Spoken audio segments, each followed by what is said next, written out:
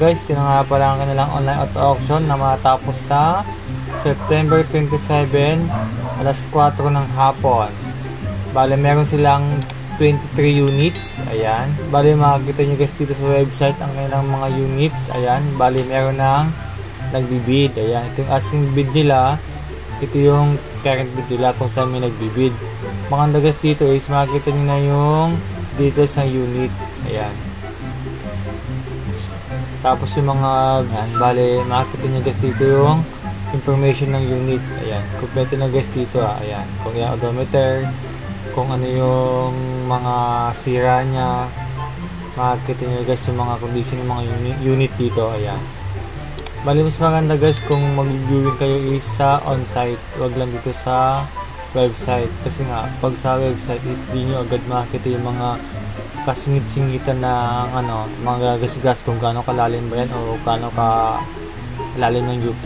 Ayan, ang ganda guys mag-viewing kayo is actual. Bale pwede kayong magdala ng mekaniko sa mga gusto nyo talagang ma-check yung unit na maayos, and then syempre bago mag-bid kailangan nyo muna mag-viewing sa kanilang on-site guys. Ayan, bale by appointment po yung kanilang viewing na nagsimula noong September 16 to 27. Bali ang location guys ng viewing is sa Dr. Cadio Santos sa may malapit sa SNR Parañaque o kaya sa may tapat ng Purwood Sukat.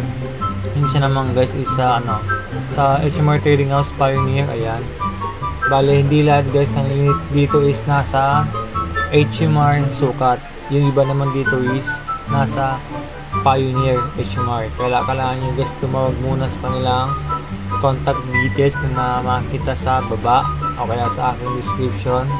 Ayan, bala yan guys yung mga unit na available na matapos sa September 27.